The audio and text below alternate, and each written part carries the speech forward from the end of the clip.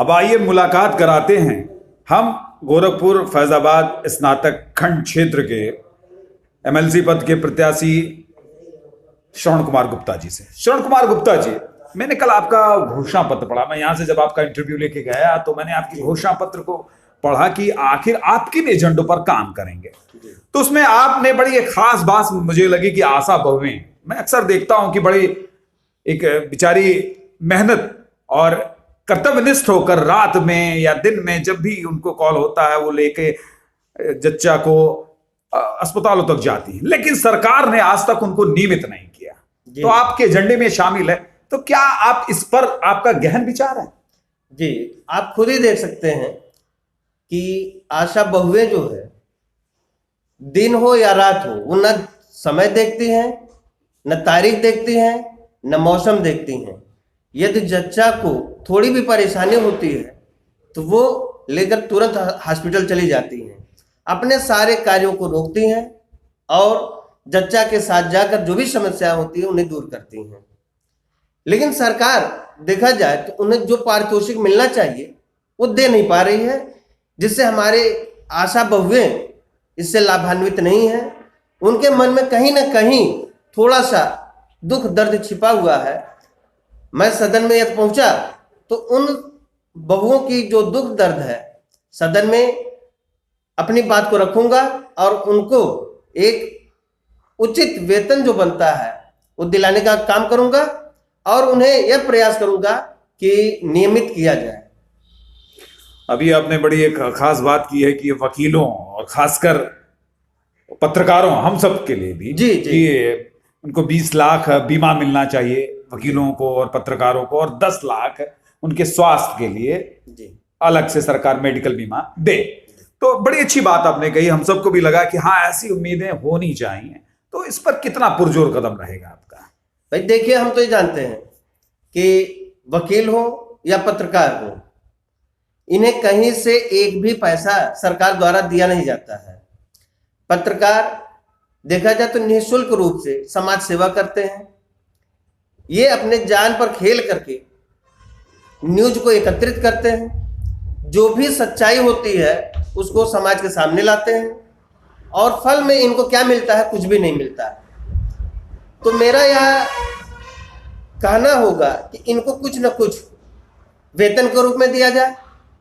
ठीक इसी तरह से देखा जाए वकील बंधु हैं, इनको भी सरकार की तरफ से कोई वेतन नहीं दिया जाता। ये छोटी मोटी अपने फीस के रूप में जो भी अपने मुवक्किल से ले लेते हैं, वही उनका अपना जीविकोपार्जन का माध्यम होता है। तो पत्रकार और वकील किसी तरह से अपना जीविकोपार्जन कर लेते हैं, लेकिन अचानक किसी भी कारणवश उनका या उनके परिवार का स्वास्थ्य गड़बड़ हो, या भगवान ना करे कि उनके जीवन में इस तरह की दुखद घटना हो कि जिससे परिवार मुखिया से वंचित हो जाए, तो इस पर जो है सरकार को ध्यान देना चाहिए कि इनके लिए 20 लाख का जीवन बीमा हो तथा 10 लाख का इनको मेडिकल बीमा दिया जाए। ये हमारी प्रमुखता से उठाने वाली मुद्दा बनेगी। अभी आपने एक बड़ा अच्छा सवाल ये कहा है कि जो प्राइवेट विद्यालयों में 45 वर्ष से अधिक के लोग हैं और वो पढ़ा रहे हैं जी, और उनको एक तयशुदा कुछ राशियां मिलती हैं, नहीं भी मिलती हैं, तो आपने सरकार से आपने कहा कि मैं एमएलसी बनूंगा तो उस पर ये कहूंगा कि जो भी 45 वर्ष जिन्होंने पूरा कर लिया है, सरकार उनको मानदेय स्वरूप, चाहे किसी भी विद्यालय में हो, कुछ पैसे दे मानदेय के रूप में। जी, तो अभी आप देखते होंगे कि शहर हो या ग्रामीण क्षेत्र हो, सभी विद्यालयों में जो प्राइवेट हैं उसमें शिक्षक अपनी पूरी प्रयास के साथ बच्चों को शिक्षा देता है, भविष्य को संवारता है, और उन्हें इसके बदले में 2000, 3000, 5000 इसी तरह से कुछ वेतन प्राप्त होता है। और जो बहुत ही अच्छे विद्यालय हैं उसमें वो अपने शिक्षकों को बहुत अधिक देते हैं, तो 15-16 हजार रुपये देते हैं।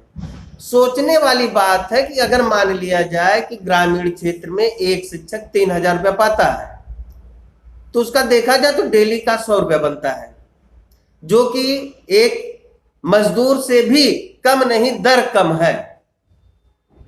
यदि देखा जाए तो मजदूर भी 350 रुपया पाता है, लेकिन वह शिक्षक 100 रुपया पाता है और 100 रुपये में ही अपना काम चलाता है। क्या यह संभव है कि वह अपना और अपने परिवार का पालन पोषण 100 रुपये में कर सकता है? इसका उत्तर होगा नहीं।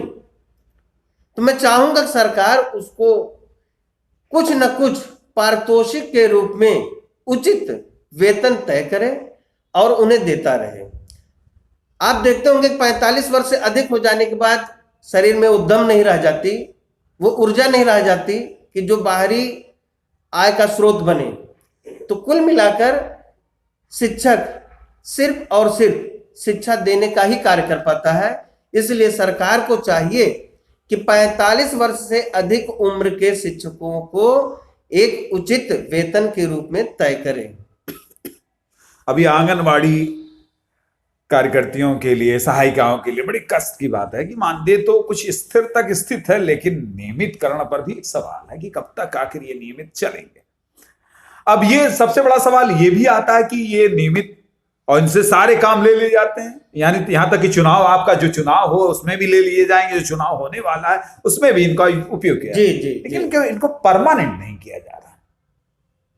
परमानेंट देखिए, सिर्फ आंगनबाड़ी की बात नहीं है, इसी तरह से अनुदेशक हैं, बहुत सारे ऐसे हमारे शिक्षा मित्र लोग, शिक्षा मित्र हैं, बहुत से ऐसे देखा जाए तो लोग हैं जो मेहनत तो पूरी कर रहे हैं, लेकिन वास्तव में उनको जो पारितोषिक मिलना चाहिए वो प्राप्त नहीं हो पा रहा है।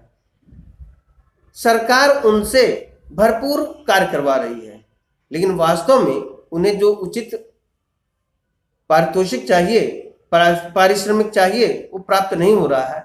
हम चाहेंगे कि जब हम जीतें तो उस समय इस बात को पुरजोर तरीके से उठाएं कि इन सभी लोगों को एक उचित वेतन दिया जाए तथा इनको नियमित किया जाए, रेगुलर किया जाए, जिससे इन्हें भविष्य का कोई भय ना रहे कि हम साल 2 साल 5 साल करने के बाद फिर हटाए जा सकते हैं। व्यक्ति जब भी भय में जीता है तो उसका विकास, मानसिक विकास, पारिवारिक विकास और स्वास्थ्य, हर तरह का विकास जो है बाधित होता है। इसलिए सरकार को चाहिए इन सभी लोगों को नियमित करें और इनका एक उचित वेतन तय करें। सही है कि कुछ खास मुद्दे आपके रहे, और टेट में खासकर जो बेचारे टेट, सुपर टेट निकाल चुके हैं और अभी नियमित, मतलब कहीं उनकी वैकेंसी नहीं हो पाई है, जी, तो उस पर क्या डिमांड, पुरजोर डिमांड आपकी रहेगी? आप देख रहे होंगे कि समाज में बेरोजगारी तो बढ़ ही रही है, जी जी एकदम, लेकिन टेट की भी एक अलग भीड़ चल रही है जी। लोग टेट, सुपर टेट, जितनी भी प्रक्रियाएं सबको पार करते चले जा रहे हैं, सिर्फ और सिर्फ इस उम्मीद में कि आने वाले समय में कल हमारा कहीं ना कहीं सर्विस लग जाएगा।